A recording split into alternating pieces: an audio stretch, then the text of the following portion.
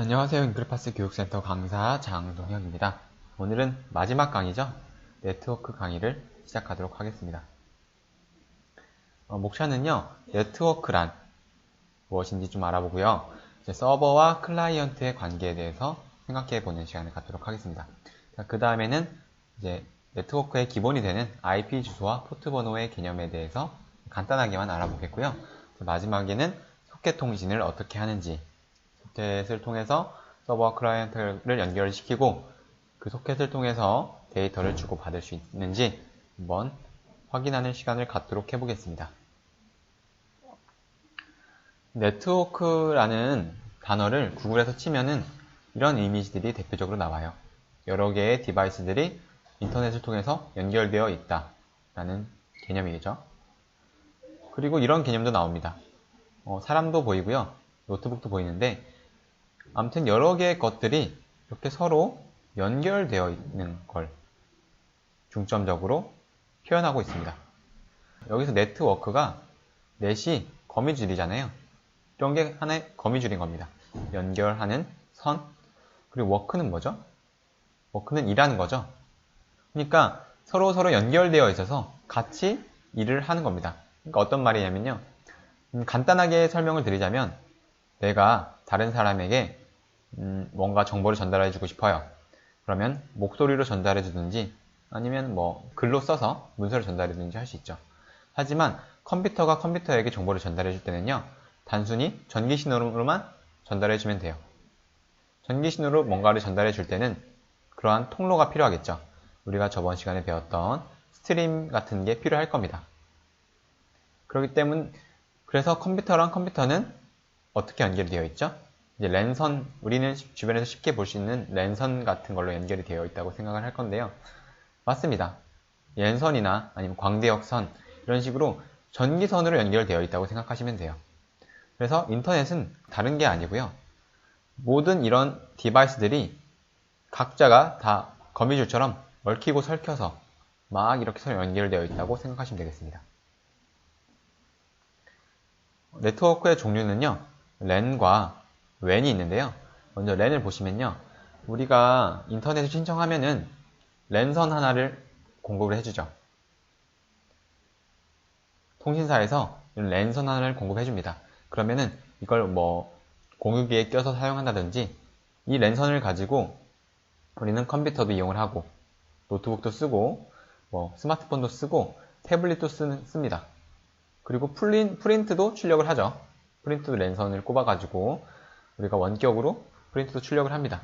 이런 식으로 근거리 네트워크를 바로 랜이라고 합니다. 로컬 에어리어 네트워크죠. 그리고 이 그림은 홈 네트워크를 표현하는 그런 그림이 되겠고요. 그 다음에는 이제 기업용 랜입니다. 기업에서도 여러 대의 컴퓨터를 서로 연결시켜서 사용하죠. 굳이 인터넷에 접속하지 않더라도 이렇게 기업의 망을 만들어 놓으면, 즉 기업의 네트워크를 만들어 놓으면요, 서로 정보를 보내주고 받고 또 공유도 할 수 있죠. 보통 요즘 기업 같은 경우들은 인터넷에 접속을 막아놓는 기업들도 있어요. 경우에 따라 다르겠지만 인터넷에 어떤 내가 정보를, 컴퓨터에 있는 정보가 유출될 수도 있고 외부로부터 공격을 받을 수 있으니까 이런 식으로 자체 망을 만들어서 구성해서 그렇게 작업하는 기업들도 있습니다. 그러면은 웬은 뭘까요? 웬은 광대역 네트워크라고 생각하시면 됩니다. 즉 원거리 네트워크예요. 아까 랜은 근거리 네트워크였죠.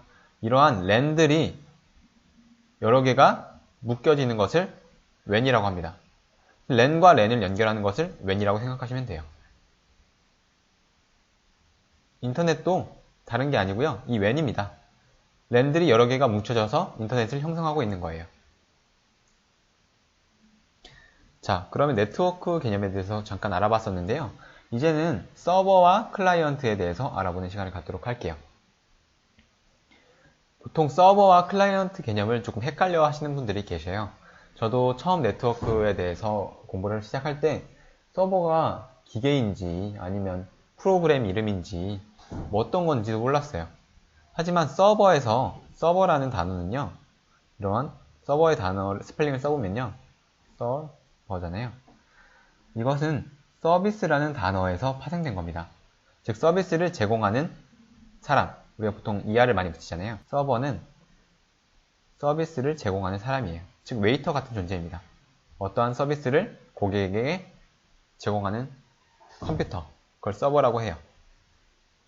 클라이언트는 뭘까요? 클라이언트는 그 반대로 서버로부터 어떠한 서비스를 공급받는 그런 컴퓨터들을 말합니다. 사람을 얘기하기도 하고요. 컴퓨터를 얘기하기도 하는데요. 저는 보통 컴퓨터로 생각을 해요. 서비스를 제공하는 컴퓨터는 서버, 그리고 서비스를 제공받는 컴퓨터는 클라이언트라고 그렇게 얘기를 합니다. 그럼 여기서 서비스라는 게 어떤 걸까요? 저희가 컴퓨터를 하면은 컴퓨터로부터 무슨 프로그램도 실행을 하고 그런 서비스를 받는다고 생각을 하잖아요. 그런 것과는 조금 별개인 서비스입니다. 그냥 단순하게 말하자면 정보예요. 뭐 사진이든 뭐 음악이든 동영상이든 전부 다 전기 신호로 이루어져 있는 것들입니다. 이런 전기 신호를 서버로부터 받아서 내 컴퓨터가 그걸 해석을 해서 서버가 준 정보를 이 클라이언트가 해석을 해서 나에게 출력해 주는 거죠. 화면으로. 그래서 서버는 클라이언트에게 정보를 전달해 준다. 자, 그리고요. 이 네 가지 그림에서 서버를 고르라고 하면요. 대부분 바로 고르실 수 있을 겁니다. 당연히 이 그림을 고르겠죠? 하지만 그것은 디바이스의 명칭으로 따지면 그렇게 되고요. 디바이스의 용도로 따지면요. 어떤 게 될지 몰라요. 이 노트북도 서버가 될 수 있고요. 용도로 따지면요. 이 데스크탑도 서버가 될 수 있고요. 이 조그만한 스마트폰도 서버가 될 수 있고 우리가 서버라고 부르는 이 서버용 컴퓨터도 서버가 될 수 있습니다. 단지 차이점이 있다면요. 이 서버용 컴퓨터는 서버 프로그램을 돌리기 적합하게 만들어졌을 뿐인 거예요. 용량도 되게 넉넉하고요. CPU도 엄청 빠릅니다. CPU가 한 수십 개가 달려있을 거예요. 근데 클라이언트용 이제 디바이스 경우에는요. 이런 식으로 스마트폰과 데스크탑, 또 랩탑 등이 있는데요. 이 디바이스들의 가격은 서버 컴퓨터에 비해서 되게 낮죠. 대신 어차피 우린 서버로부터 정보를 받아서 그걸 단순히 출력해주고 우리는 간단한 문서 작업 등만 할 거고 게임 정도의 프로그램을 돌릴 거기 때문에 그에 맞춰서 그의 용도에 만들어졌기 때문인 거예요. 하지만 요즘에는 컴퓨터 사용률이 되게 좋아져 가지고요. 랩탑이나 노트북 등으로 이런 랩탑이나 데스크탑들로도요. 충분히 서버 프로그램을 구동할 수가 있어요. 하지만 트래픽이 많아지면 즉 이 서버로 접근하는 사람들이 클라이언트들이 엄청 많아지면은 분명 부하가 일어나서 문제가 일어날 가능성이 높을 거예요. 온도도 분명 많이 올라갈 거고요. 그래서 우리는 보통 서버를 구동할 때 간단한 서버를 구동할 때는 이런 식으로 노트북이나 데스크탑이나 노트북을 쓰기도 해요. 하지만 보통 이제 서버 프로그램을 돌릴 때는 이 서버용 컴퓨터를 사용을 하게 되죠. 그 다음에는 IP 주소와 포트 번호라는 건데요. IP 주소는 뭐냐? 그리고 포트 번호는 뭐냐? IP 주소는 되게 많이 듣죠? 인터넷에서 네 IP 뭐냐? 이 IP 추적해야겠다. 무슨 사이버 수사대에서 어떤 IP를 조회했는데 어떤 문제점이 발견됐다. 이런 식으로 하잖아요. IP 주소가 뭐냐면요. 단순하게 그냥 주소라고 생각하시면 돼요. 이러한 집이 있어요. 이러한 집의 주소가 그냥 실제 주소는 아니겠지만 이렇게 서울시 관악구 신림동의 165-24번지 이 번지로 가게 되면요. 이 집이 떡하니 나오죠. 이 집에 도달할 수가 있어요. 그러면 이 집에 도달했을 때 들어가는 방법은 여러 개입니다. 현관문으로도 들어갈 수 있고요. 차를 타고 갔으면 차고로도 들어갈 수 있겠죠. 그리고 도둑은 창문으로 들어갈 거고요. 몰래. 그리고 산타 할아버지는 굴뚝으로 들어가겠죠. 그러니까 이게 무슨 말이냐면요. 현관문과 차고, 차고문, 또 창문, 굴뚝 등은 다 용도가 다르죠. 현관문 같은 경우는 사람들이 들락날락 할 수 있게 만들어 놓은 문이고요. 차고문은 차가 들락날락 할 수 있어야 되는 거죠. 창문은 빛이 들어오고 나갈 수 있게, 그리고 신선한 공기가 들어오고 나갈 수 있게 만들어진 그런 용도로 만들어진 문인 겁니다. 굴뚝은 집안에서 발생한 연기가 나갈 수 있게 만들어 놓은 거겠죠. 이렇듯이 하나의 집이라도 여러 개의 입구를 가질 수 있습니다. 이것과 똑같은 원리로 컴퓨터가 있어요. 컴퓨터가 있는데 컴퓨터가 예를 들어서 인터넷과 연결되어 있다. 그러면 이런 식으로 랜선이, 지금 본체가 없지만 랜선이 이렇게 연결되어 있을 겁니다. 그랬을 때 이 컴퓨터의 주소를 정해줘요. 그걸 정해주는 것은 라우터라는 애인데요. 그것까지 들어가면 너무 복잡해지니까 어쨌든 이 PC는 주소가 하나 생성돼요. 그게 바로 IP인 거예요. IP 주소의 양식은요, 보시면은 이제 8비트, 즉 1바이트죠. 그러니까 총 4개 해서 4바이트로 구성이 됩니다. 이게 무슨 말이냐면요, 여기서 각각 들어갈 수 있는 숫자의 범위가요, 0부터 255, 또 0부터 255, 얘도 0부터 255, 얘도 0부터 255입니다. 이거는 이진수를 10진수로 표현한 숫자고요. 실제로는 이진수가 여기에 자리를 잡게 돼요. 그거를 단순히 10진수로 표현해서 이런 숫자들이 나온 거고요. 그리고 포트 번호는 제가 앞에서 말했던 것처럼요,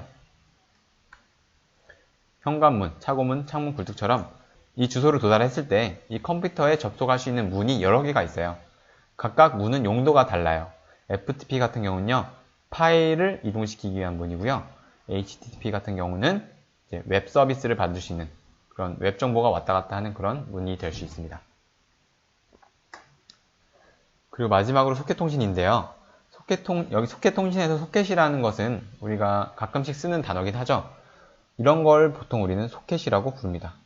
뭔가를 꼽는 곳, 랜선을 꼽는 곳을 소켓이라고 말해요. 그것과 유사해서 소켓 통신이라고 이름을 아마 지은 걸로 알고 있는데요. 일단 클라이언트가 있죠.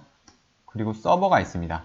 서버와 클라이언트가 어떠한 정보를 주고받는 것 자체가 네트워크고 통신인데요. 그렇게 되려면요, 서버에서는 소켓 통신을 할 때 서버 소켓이라는 것을 만듭니다. 그리고 서버가 클라이언트랑 연결될 때마다 이제 각각 소켓들이 만들어지는데요. 그게 서버 소켓은 아니에요. 서버 소켓은 단 하나만 있고요. 이런 식으로 소켓들이 만들어지는데 클라이언트마다 하나씩 있어요. 이게 만약 또 클라이언트라면 소켓이 또 하나씩 생기는데요.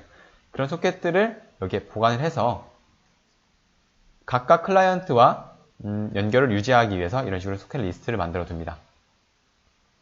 서버는 보통 일반적인 경우로요, 여러 개의 클라이언트들을 상대를 해야 돼요. 1대1이면은 보통 P2P 방식이라고 하죠. 여러 명의 클라이언트, 여러 컴퓨터들과 동시에 통신을 해야 하기 때문에 이런 식으로 리스트를 만들어서 소켓들을 관리를 하고요. 자, 이게 어떻게 되는지 한번 실제로 한번 볼게요. 이런 식으로 클라이언트가 서버랑 연결되면요, 소켓이 이렇게 생깁니다. 소켓이 생기고요. 이 소켓을 따로 여기 소켓 리스트에 넣어서 관리를 하게 돼요. 그러면 현재 클라이언트는 서버에 접속이 된 상태입니다. 클라이언트가 서버에 접속을 하려면요, 이 서버 소켓으로 접속을 하게 되는데요. 서버 소켓의 주소를 알아야 돼요. 즉 서버의 주소를 알아야 클라이언트는 접속을 할 수가 있어요. 또한 포트도 알고 있어야 됩니다. 그러니까 IP와 포트를 둘 다 알고 있어야 클라이언트는 서버와 연결이 될 수 있다 인 거고요. 클라이언트에서 정보를 하나 보내려고 준비를 했습니다. 정보를 보내면요, 실제 서버에 도달하고요. 서버는 다시 그 정보를 바탕으로, 그 정보는 요청 정보일 거예요, 분명. 회원가입하려고 보내는 것들은 이제 클라이언트의 정보가 될 수 있겠지만, 일반적으로는 내가 어떠한 서비스를 받고 싶다라고 하는 요청 정보겠고요. 서버는 그거에 따라서, 그 내용에 따라서 클라이언트가 필요한 정보를 만들어서 이런 식으로 클라이언트에게 보내줍니다. 이런 구조로 진행이 된다는 거 알아두시고요. 실제 예제인데요. 이걸 한 화면에 표현하려고 해서 이렇게 되어 있는데, 지금 이 선을 기점으로 이쪽은 서버 쪽 클래스고요. 이쪽은 클라이언트 쪽 코드입니다. 이 코드들은 한 컴퓨터에서 지금 실행이 됐는데요. 다른 컴퓨터에서 실행해도 상관은 없어요. 그러니까 이 소스는요, 서버 프로그램인 거예요. 서버에서 구동하게 될 프로그램. 하나의 프로그램이고요. 이 클라이언트 EX는요, 클라이언트가 구동해야 될 하나의 클라이언트 프로그램이라고 보시면 됩니다. 이걸 실제로 서버 컴퓨터에서 실행하든 아니면 제 노트북에서 실행하든 결과는 크게 달라지지 않습니다. 똑같아요. 어쨌든 서버 쪽 프로그램을 한번 보면요. 메인 메서드에서 서버가 이제 실행이 되면 서버 소켓이라는 것을 널로 초기화를 시키고요. 트라이 캐치문 안에서 서버 소켓을 생성을 해야 됩니다. 자, 그 다음에 서버 소켓에다가 IP 주소와 포트 번호를 입력해 줘야 돼요. 이 IP 주소는 서버의 IP 주소가 되겠고요. 포트는 자기가 직접 정하는 겁니다. 기존에 존재하는 포트를 사용하게 될 경우 충돌이 일어날 수가 있어요. 이미 그 포트는 그 포트의 용도에 맞게 이제 포트가 생성이 돼서 예약되어 있는 거거든요. 따라서 내가 임의로 쓸 포트 번호를 써줍니다. 그러면 클라이언트가 이 주소와 이 포트 번호로 접속을 하게 될 거예요. while을 통해서 무한 반복을 돌리는데요. 서버는 서버에서 이제 연결 대기 중이 해가지고 서버는 연결 대기 중이라고 출력을 일단 하고요. 여기서 소켓을 하나 생성을 할 건데요. 소켓을 생성하는 것은 서버 소켓.accept라고 해가지고요. accept라는 메서드를 실행하게 되면 서버는 클라이언트가 접속하기만을 기다리고 있습니다. 즉, 이 메인 메서드는 메인 스레드가 구동하고 있잖아요. 메인 스레드는 누군가가 어떤 클라이언트가 이 서버 소켓에 접속할 때까지 여기서 쭉 대기를 하고 있어요.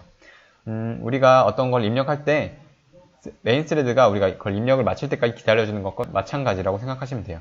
즉 여기서 바로 밑에 문장을 실행하지는 않습니다.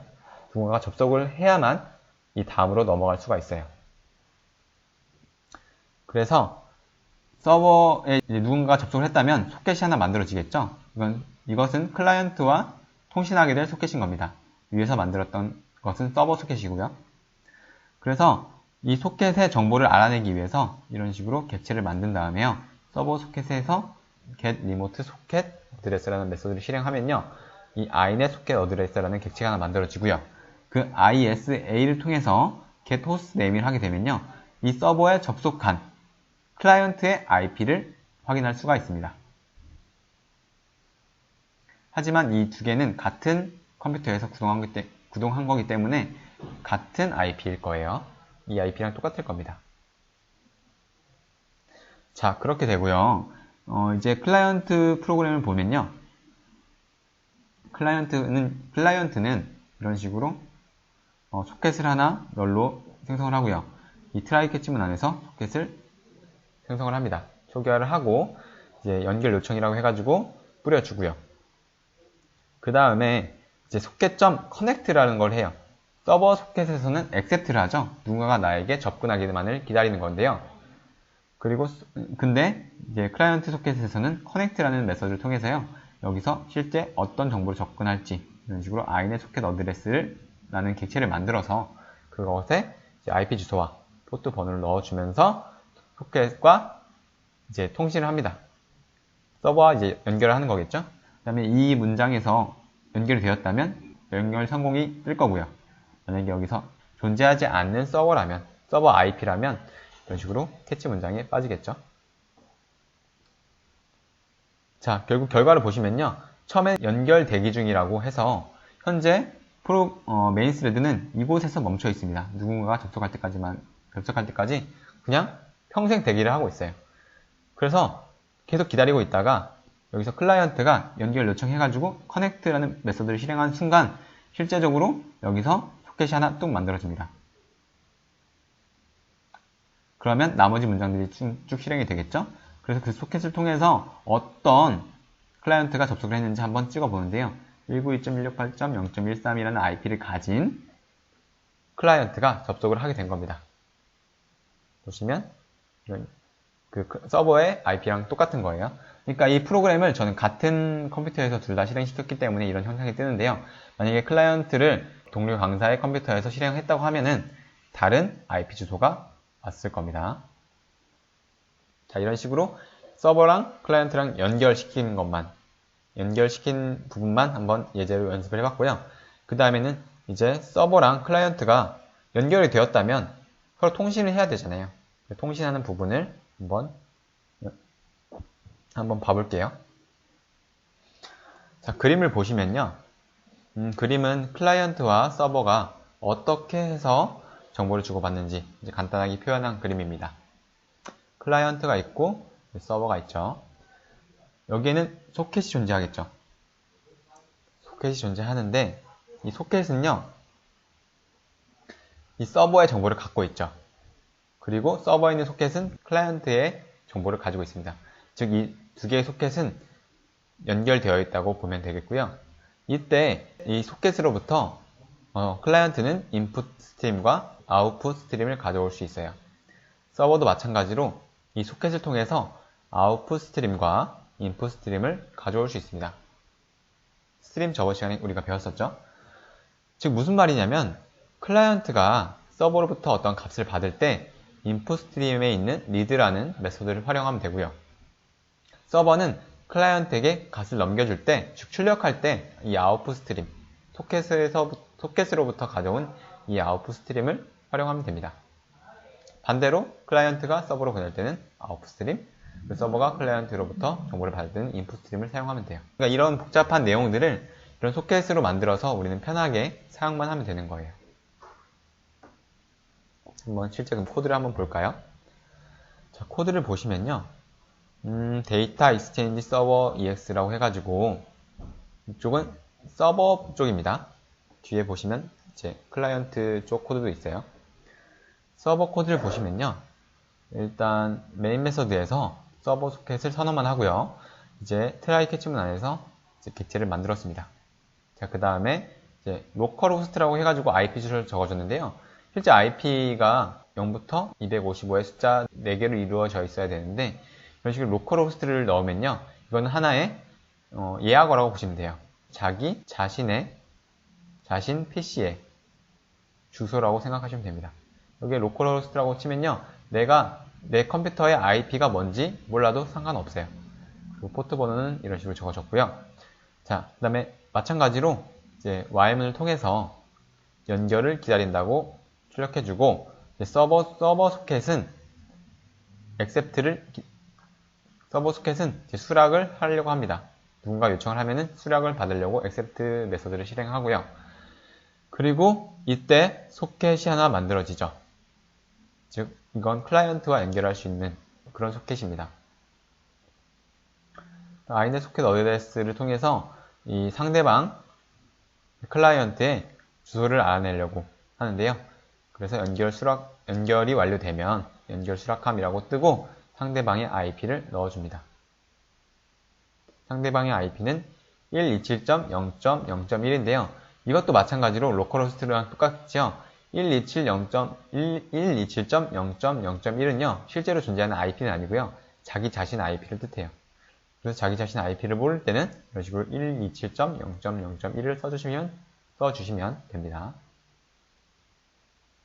그리고 이제 바이트의 배열을 하나 선언만 하고요. 스트링 객체도 하나 선언만 합니다. 그래서 인풋 스트림을 하나 만들 건데요. 인풋 스트림은 어디서 가져오냐? socket.getInputStream. 이 소켓은 클라이언트와 연결되어 있는 그 소켓이죠. 그 소켓으로부터 getInputStream 하면은 이 인풋 스트림이 뚝딱 나옵니다. 자, 그 다음에 바이트의 배열을 초기화 시켜주고요. int read byte count라는 변수에 is.read 해가지고 바이트 배열을 넣어줍니다. 이 is는 뭘까요? is는 이 인풋 스트림이죠. 이 인풋 스트림으로부터 read를 할 거예요. 그러니까 내가 어떤 값을 받아올 거예요. 얘는 서버잖아요. 그냥 클라이언트에서 먼저 어떤 값을 보내주나 보네요. 자, 그러면 이때 이 바이트형 배열을 넣어줬기 때문에 이 바이트형 배열에 서버가 줄 정보들이 바이트 형태로 저장이 되겠죠. 근데 이미 알고 있는 거예요. 서버는 그 바이트형 배열이 어떠한 문자일 거다라는 약속이 되어 있나 봐요. 자, 그래서 문자로 만들기 위해서 new string 해서 스트링 객체를 하나 만드는데 이때 바이트형 배열을 넣어주고요.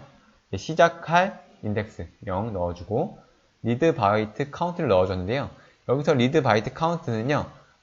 이제 is.read라는 메소드를 실행할 때 여기에 바이트형 배열을 넘겨주면 실제로 내가 읽어온 바이트의 개수가 몇 개인지를 여기에 read byte count라는 변수에 쌓이게 되죠. 그러니까 0번부터 끝까지 다 내가 메시지로 만들 거야 라고 하는 거겠죠. 자, 그 다음엔 이거에 인코딩 형식을 지정해 주는데요. UTF-8로 지정을 했습니다. 그리고 이제 데이터 받기 성공이라고 해가지고 클라이언트가 보내준 메시지를 이렇게 출력을 해주네요. 자, 그 다음에는 내가 어떠한 메시지를 받았으니까 나도 메시지를 보내주고 싶은 거예요. 그래서 아웃풋 스트림을 하나 만들 건데요. 이것도 마찬가지로 socket.get output stream이라고 해서 아웃풋 스트림을 하나 소켓으로부터 받아옵니다. 그 다음에 메시지를 다시 채우는데요. 이 메시지는 원래 뭐였죠? hello server라는 단어였죠. 얘를 저는 다시 hello client라고 다시 만들어줍니다. 자, 그 다음에 바이트형 배열에 message.get byte라고 하면요. 지금 현재 hello client죠. 이 문자열을 바이트형 배열로 이제 바꿔주는, 변환해주는 그런 메서드입니다. 이때 마찬가지로 인코딩 형식을 넣어주면 됩니다. 자, 그 다음에 os.write 해가지고 이제 아웃풋 스트림을 통해서 write 쭉 출력을 하는 거겠죠. 이때 출력해줄 거는 바이트형 배열, 즉 헬로 클라이언트가 바이트 형태로 쪼개진 바이트형 배열을 이제 출력을 해주는 겁니다. 그 다음에 os.flash를 실행하고요. system.out.println 해서 데이터 보내기 성공이라고 출력을 해줍니다. 여기서 데이터를 보낸다 보네요. 자, 그리고 나머지는 이제 서버가 끝났을 때 어떻게 해줘야 되는지 서버 소켓을 닫아주고요. 서버 소켓이 닫혀있지 않다면 서버 소켓을 닫아준다. 이런 내용들입니다. 자, 그러면 이제 클라이언트 쪽 프로그램을 한번 볼까요? 클라이언트는 메인 메서드에서 마찬가지로 소켓을 하나 만들어주고요. 트라이 캐치문 안에서 객체를 생성을 합니다. 그 다음에 연결 요청이라고 출력을 해주고 socket.connect라는 메서드를 또 실행을 하죠. 아까 전에 저희 연결할 때 이 메서드 한번 사용해 봤었죠. 그때 서버 정보를 넣어줍니다. 이때 여기서 로컬 호스트라고 넣어줬잖아요. 어차피 이 두 개의 프로그램이 같은 컴퓨터에서 실행될 거기 때문에 그냥 내 컴퓨터에 있는 서버 프로그램에 접근할 거야 라고 알려주는 거랑 똑같습니다. 자, 그리고 5001번을 넣어주죠. 자, 마찬가지로 여기서도 바이트형 배열을 하나 만들고요. 스트링 객체를 하나 만들어서 이제 여기서 초기화를 해주죠. 아웃풋 스트림을 하나 만들 건데요. 이것은 내가 서버로 어떠한 메시지를 보내고 싶으니까 이런 식으로 아웃풋 스트림을 만들어서요. 이것은 소켓으로부터 가져온 것들이죠. 자, 그 다음에 메시지를 채워서 바이트를 새로 생성을 합니다. 이때 message.getBytes 아까랑 똑같죠. hello server라는 문자열을 바이트로 쪼개서 바이트형 배열에 담습니다. 이 코딩 형식 지정해주고 아웃풋 스트림에 있는 write라는 메서드를 통해서 바이트의 배열, 즉 이 메시지 hello server를 출력을 해줍니다.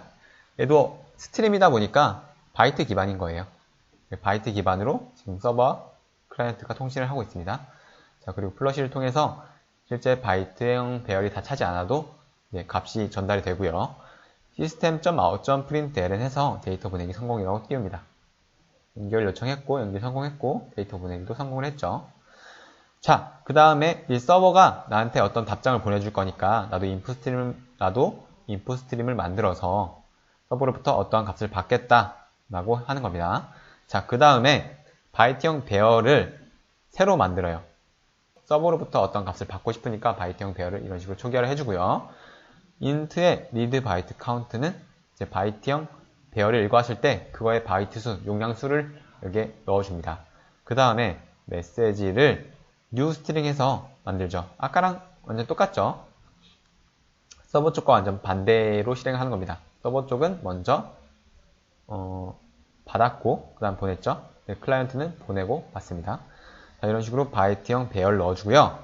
그 다음에 0부터 끝까지 다 읽어오겠다. 그리고 인코딩 인코딩 형식 넣어주고요.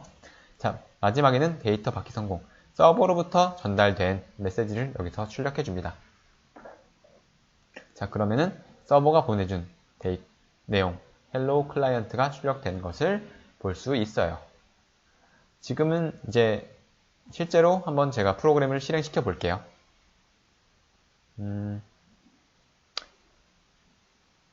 데이터 익스체인지. 여기구나.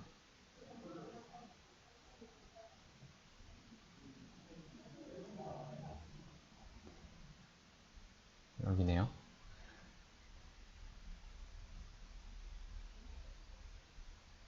자, 서버 구동하게 되면요. 서버는 현재 여기서 기다리고 있어요. 무한정 대기를 하고 있습니다. 누가 접속할 때까지요. 이때 클라이언트가 접속을 하게 되면요. 서버는 어떻게 변하냐면요. 이게 서버 쪽이죠. 이게 서버 쪽이니까 클라이언트가 접속하자마자 클라이언트의 정보를 뿌려주면서 연결을 수락하고요. 여기서 바로바로 진행이 됩니다. 클라이언트가 데이터를 보냈습니다. 헬로 서버라고요. 이때 서버는 데이터를 받아요. 그리고 서버도 마찬가지로 데이터를 헬로 클라이언트라고 데이터를 보내면요. 클라이언트도 마찬가지로 데이터 받기 성공이 됩니다. 그 다음에 서버는 다시 while문이 있기 때문에 무한 반복이기 때문에 다시 누군가가 접속하길 기다리는 거예요. 이때 다시 클라이언트가 또 접속을 하면은 똑같은 프로그램에서 또 접속을 하면요. 서버는 어떻게 되죠? 똑같은 일을 또 수행을 합니다. 이런 식으로.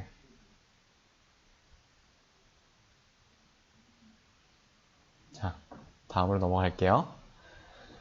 이제 스레드를 통한 병렬 처리. 이게 무슨 말이냐면요.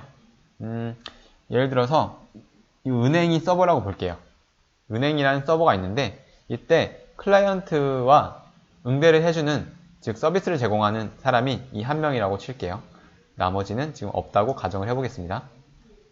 이랬을 경우에 이 고객들은 자기 차례가 돌아올 때까지 아무것도 할 수 없고 그냥 기다릴 수밖에 없죠. 이런 거랑 똑같습니다. 우리가 네이버에 들어가서 어떤 걸 검색하고 싶은데요. 네이버 서버가 야, 나 지금 손님 많아. 좀 기다려. 해가지고 기다리라고 하는 겁니다. 얼마나 답답해요. 지금 바로 검색해서 보고 싶은데. 게임을 할 때도 마찬가지입니다. 내가 어떤 뭐 오버워치라는 게임을 하면요. 총을 쏘고 싶은데요. 내가 지금 바로 총을 쏴서 저 캐릭터를 죽여야 되는데요. 서버가 야, 지금 다른 애들 요청 많으니까 너 좀만 기다려. 좀 이따 총 쏴. 라고 하는 거랑 똑같죠. 그렇게 되면 말이 안 되겠죠. 그래서 서버는 최대한 고객을 만족시킬 수 있을 만큼의 많은 직원들을 뽑아서 고객이 기다려야 되는 시간을 최소화하죠. 그리고 그래서 각각 고객마다 스레드를 생성을 해서 그 스레드가 일을 처리할 수 있도록 하는 겁니다. 개념을 보시면요.